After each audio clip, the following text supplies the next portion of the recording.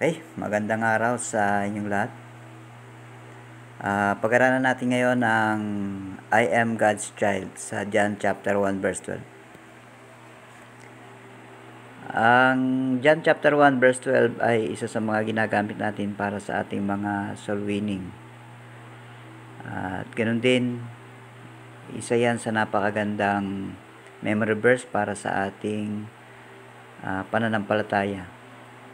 Nandito sa John 1:12, sabi dito, "Dadapat ang lahat ng sa kanya nagsitanggap ay pinagkalooban niya sila ng karapatan maging mga anak ng Diyos. Sa makatuwid bagay ang mga nagsisampalataya sa kanyang pangalan." Pag tiningnan natin, ito ay patungkol sa ito ay kabilang sa mga terminology ng Doctrine of Salvation na adoption. Ngayon ay tingnan natin to. May nakausap man na ba na taong inampon o lumaki sa bahay ng iba? May iba't ibang kwento ng karanasan sa pag-aampon. Ang lahat ay nagmula sa Diyos, subalit nang magkasala ang tao, ang lahat ng karapatan ay nawala. Dumating sa atin ang mabuting balita na bibigyan tayo ng karapatan na maging anak ng Diyos sa pamamagitan ng pagtanggap at pananampalataya sa Panginoong Hesus. Sa inyong mga gagawin ay pag binasa nyo yung John 1:12, pwede nyong isulat kung ano yung reflection nyo, summary, o ano ang pagkakaunawan nyo ng John 1:12. Ngayon, kung naisulat nyo na yon, ay pwede nyo na isulat ang ano ang reflection nyo patungkol sa Diyos dun sa talatang yon. Dito ay sinulat ko, ang Diyos ay nais niyang may personal na relasyon sa isang tao. Kaya ang pananampalataya ay personal. Makikita natin na may mga ginawa ang Diyos at ang talatang ito ay nagpapahayag ng paraan ng Diyos para ang tao ay magkaroon ng personal na relasyon. Ang susunod naman na reflection ay patungkol sa tao. Ang tao ay nais niyang lumapit sa Diyos kung walang ugnayan ang tao sa Diyos, awa at habag ang kanyang paraan mula sa Diyos.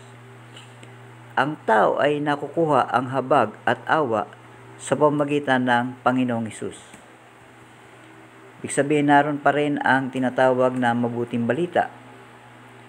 Kapag lalapit ka sa Diyos, yung awa at habag ng Diyos ay makukuha mo sa pamamagitan ng Panginoong Hesus. Mananampalataya ka pa rin sa Panginoong Hesus at tatanggap ka sa Panginoong Hesus.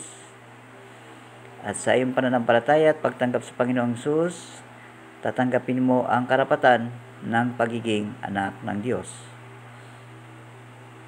Sa personal, ako ay tumanggap at sumampalataya sa Panginoong Hesus.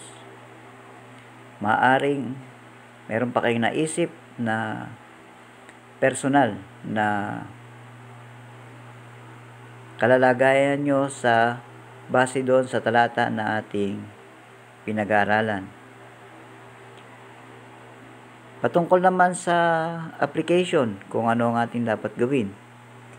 Patuloy kong pag-aaralan kung sino si Jesucristo sa buhay ko, ang karapatan ko bilang anak ng Diyos. Yan ang pag-aaral ng patungkol sa Panginoong Hesus ay sa pamamagitan ng ganitong uri ng Bible study, sharing time, at ganoon din naman, makikilala natin ang Panginoong Hesus at malalaman natin ang karapatan natin bilang isang mananampalataya. Sa sama-samang refleksyon, sabi rito, sama-samang magpatotoo ng pananampalataya sa Panginoong Hesus. Ang refleksyon na makikita natin sa John chapter 1 verse 12 ay maaaring madagdagan pa natin ng higit pa sa mga